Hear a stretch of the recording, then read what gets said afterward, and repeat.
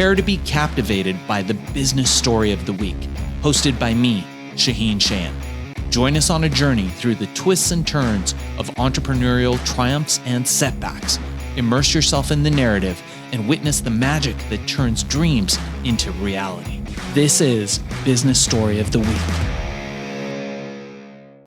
Welcome back to Business Story of the Week's North Star. My name is Mackenzie Valcastro and I am your host. Today I'm excited. I have Shaahin Cheyene on the show. And he is you have so many beautiful titles. One thing that I found, I just need to share with you that I found amazing in your biography is that you were called the Willy Wonka of Generation X. I absolutely love that. For listeners tuning in, he is one of the world leading Amazon industry experts, as well as the founder of podcast Cola, an author, a filmmaker. I mean, you've done a lot throughout your life. And so I'm excited to talk to you and really learn where you came from, because it's amazing to talk about our accomplishments and where we're at now, but to actually hear where you came from. And I know you have such an interesting story as well, and we're a little compressed for time, so we won't dive too deep into it. But something that I always find really interesting to start out with is to have my guest, you, Shaahin, welcome. I would love to have you start us out by talking a little bit about what you were like as a kid and how that younger Shaahin is present with us today, like how he shows up today. Yeah, I think I can wrap it up into 4 words: troublemaker. I think it's one of the interesting qualities, I think, of people that are resilient is the ability to just not give a darn. We'll try not to curse. I promised my wife I wouldn't be cursing on all these shows. So to just not care. And I noticed that about myself as a kid. I never cared what other people thought. I knew I had a pretty good compass of what was right and what was wrong. Not that I always did what was right, but I was a very rebellious child. And I always wanted to bend the world to what I wanted it to be, not what others told me that it was. Yeah, I love that. And that definitely does show up. I think that's a trait that you see a lot in entrepreneurial folk, whether those are full-on entrepreneurs or entrepreneurs within companies. That is, it's a valuable trait that can be a little bit difficult to navigate when you're a kid and you're moving through life as, a younger person. But I guess you've really harnessed it and you've brought it into this person that you are now with these, you've been able to tap into that and really utilize it to your benefit ultimately. Yeah, look, I think the show's title is The North Star, and I like that, right? Because the North Star is what humans used for navigation for centuries and centuries, right? Before we had all the great technology that we have now. And what's really interesting about that is I think everybody does have that North Star. It's such an essential aspect of who we are as humans. But as we grow up, we're taught not to listen. We're taught not to listen to our gut. We're taught things work this way. You have to fall within the box. You have to check all the boxes neatly because this is what you are. You can either be this or be that. And that thing that you have as a child, this freedom, this wonder, this fascination gets lost because you've got all these people that are telling you that it's not possible. And for me, growing up, I remember thinking I wanted wealth. I wanted to have all those trappings of success. I wanted to have a company. I wanted to make an impact in the world. But being an immigrant coming to this country and being treated very poorly when I came to this country in the 1980s, there was no path to that for me. So there was no solution for me except to do what Walter Isaacson writes in his book about Steve Jobs, is to create a reality distortion field where what I did was I told the rest of the world, F off. I understand that's your opinion, but I'm going to do something different here.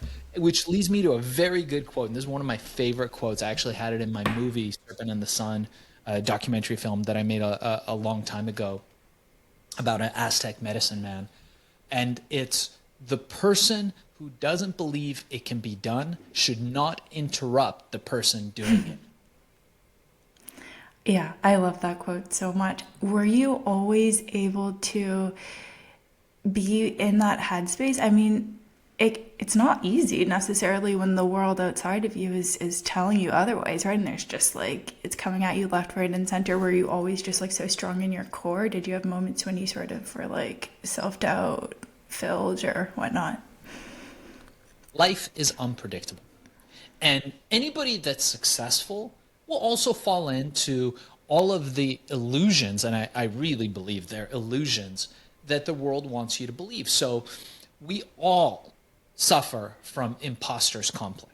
I was a young kid. I was in my early teens making hundreds of millions of dollars and people calling me for all kinds of stuff and me feeling like I was an imposter. I was like, oh my God, the news channel wants to talk to me. Sam Donaldson wants to talk to me. All these big TV stations want to talk to me, but I'm an imposter. But the fact is, I was that teenage kid that made those hundreds of millions of dollars, and it was not by pure luck. But I didn't believe that about myself. I fell for the imposter syndrome. I fell for all those things that they tell us the way that the world sees you. So again, being able to create that bubble around you where this is what I believe and you guys believe whatever you want to believe. In my world, gravity doesn't exist. Was incredibly impactful in my journey. That's really powerful. Were you someone who, let's say, filled out your bubble with mentors of, I know you have perhaps virtual mentors, like so many of us do, thank God for things like this podcast where you can have access to people and you can basically follow them and have them as your teachers without even them knowing that you exist. Did you have something like that, or did you have in-person mentors? Like, how did you fill out your world, whether that was real or not? Now you're actually dating me right now because I feel like a million years old. Because if you knew, there was no internet back when I was. I mean, it existed, but there was no virtual, there was no Zoom, there was no Facebook, and there barely was email, not really. So everything had to be done face to face. And I'll tell you, my bubble was not impenetrable. I had people who were stealing from me that got into my bubble. I had people who were lying to me. I had people who were cheating me. And being a young kid who came into all this money, you come across a lot of jealousy. And if you're not a jealous person, like I was not a jealous person, I look at other people's success and I think to myself, wow, how do I emulate them? What are they doing right that I can also do? How can I be a part of their success or make them part of mine? I don't think like, look at that guy. How does he deserve that? Whatever the negativity is that people throw out. But people had those feelings about me and they thought that they should take a piece of what I had. So that did happen, but I wasn't aware of it. And again, my philosophy was something I write in my book. I've got a book called Billion, How I Became King of the Throw Pill Cult. Billion, How I Became King of the Throw Pill Cult. And it was a system I called suicide margins, which is basically just make more money. It solves all the problems, or at least it did back then. But I think ultimately I did have mentors, and mentors were such an important thing to me, but they were few and far in between. Interesting. Yes, it really does sound like you have a really good head on your shoulders. Do you credit that to your parent? Like where would you say that comes from? Obviously, we have our own internal character, and I always am curious about this, like the nature versus nurture sort of conversation. Sure. But do you credit your parents to you being this way, or is it all like within you? So no, I don't credit my parents to being this way. If anything, it would be the opposite of that. But we came here as immigrants, and my parents had no clue about the culture, about the society. Things were very different where I came from. We came from Iran. It was more built around the family structure. Things here were built all for personal enrichment. So it's very different, right? In Iran, you want to enrich the family, you want to build legacy. Here, it's very different. It was almost like every man for himself. Now, I did manage to get some mentors along the way. I talk about them again in my book.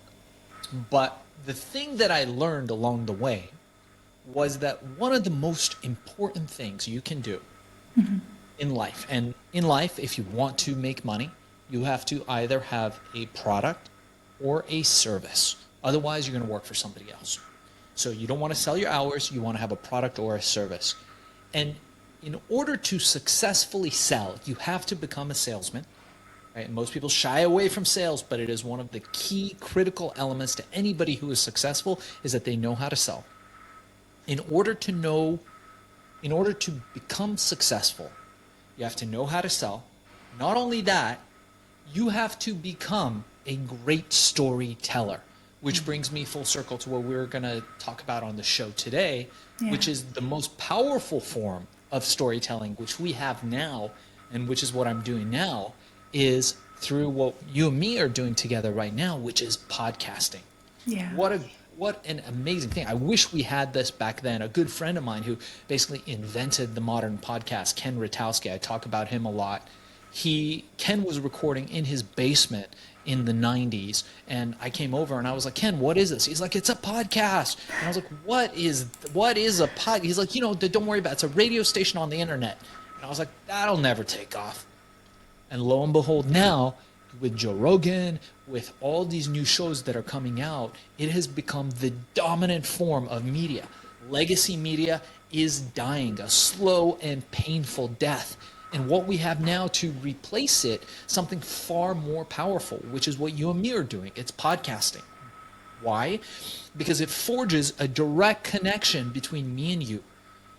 Plus, you're looking for something specific. People want content tailored to them. Specific content that addresses whatever curiosities, whatever projects, whatever questions they have now in this moment.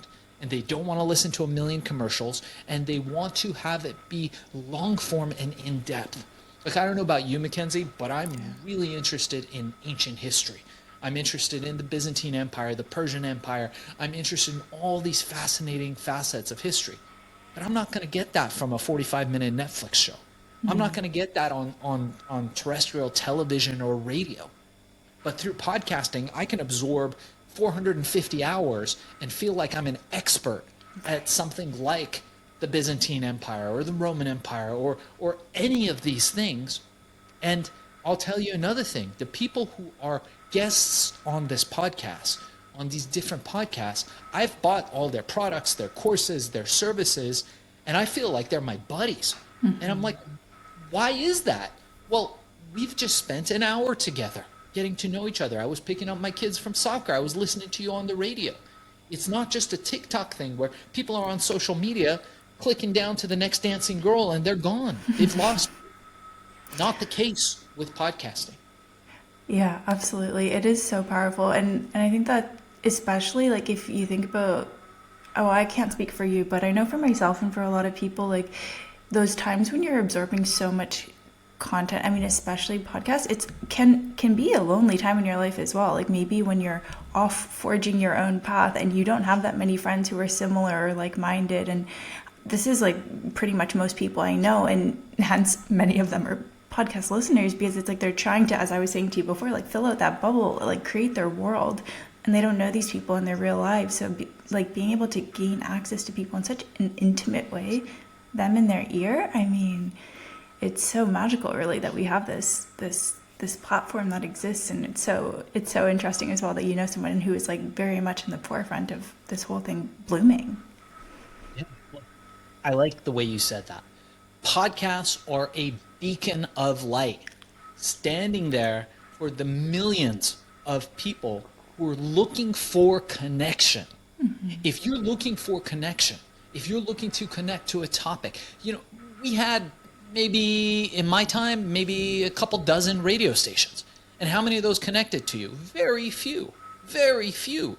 Now, if you're interested in aliens, you're interested in construction, you're interested in music, a particular strange music scene, folk music from the 1960s, whatever it is, there are going to be thousands of podcasts tailored to you. And that becomes your community. That becomes your beacon of light when you're in those dark moments. And so now, from the perspective of somebody who's a marketer, somebody who is selling a product, they brought excellence into the world. They've got an amazing thing that they're selling, an amazing product, an amazing service. How are they going to sell it? Well, as opposed to the old form of push marketing where they're trying to shove something down someone's throat and interrupt them with 50 million commercials every 2 minutes, what we're going to do is we're going to pull people to us. And that's Yeah. the power of podcasting, of pulling people to your story, to your message, making them part of your community, and then top of funnel, bringing them into your ecosystem, making them raving fans of what you do. And when that happens, then your business explodes in a very powerful way. Yeah, absolutely. And I've seen that myself as as a consumer, like the people who have had me purchase, I think they're only podcasters. And I'm not just saying that for the sake of this conversation. Like I honestly think in the past we've had Black Friday, Cyber Monday, all of these moments come and go. And I'm sure those have been the biggest sellers, whether they've been ads through shows or whether they've been, in this case, like people sitting down and like sharing their stories. And so yeah, it is so powerful. And you, as I mentioned, you're the founder of Podcast Cola. So can you share a little bit about what that is to anyone listening if they haven't heard about it before? Yeah, so I'll start it with this. I've been in the physical products business for years, had several exits, 7-figure exits, 8-figure exits. Now we're working on a 9-figure exit, and have been very successful, very fortunate in that space. Recently, I noticed a trend, and by recently, I mean in the last 5 years, of things moving towards podcasting, like we're talking about. So we started an agency called Podcast Cola, and what we do is we get people booked on shows just like this one. So what we do is we've got a team of expert publicists. We craft a story for you, and we help you get that story told on any one of thousands of podcasts that are out there. Wow. Yeah, that's huge. That's so valuable. I can only imagine how that would change someone's entire career. So if someone wants to get a hold of you and learn more about Podcast Cola, or even just more about yourself, I mean, we didn't even touch on, as I said, this is a compressed amount of time, but you have you have such a fascinating story as well. Is there like various ways that people can get a hold of you, learn more about yourself and Podcast Cola as well if they're interested? Yeah, totally. So anybody that's interested in being featured guest on podcasts, reach out to us at podcastcola.com. And to learn more about me, just go to shaahincheyene.com. We'll include it in the show notes below. And if you're interested in my story, the story of verbal ecstasy, or any of my ventures, you can check out my book, Billion, How I Became King of the Thrill Pill Cult. Just dropped on Audible, but you can also get it on hardcover if you prefer to actually read, like percent of people that are out there that are actually reading these things called books. Imagine that. I forgot about those. Anyway, that was amazing. Thank you so much. I really appreciate your time, and I look forward to sharing this with all the listeners. All right, so here's the thing. We try to get a little bit better every day, but we can't do it without you. So if you like the video, make sure to like and subscribe below. And if you have any comments, just leave them in the space under.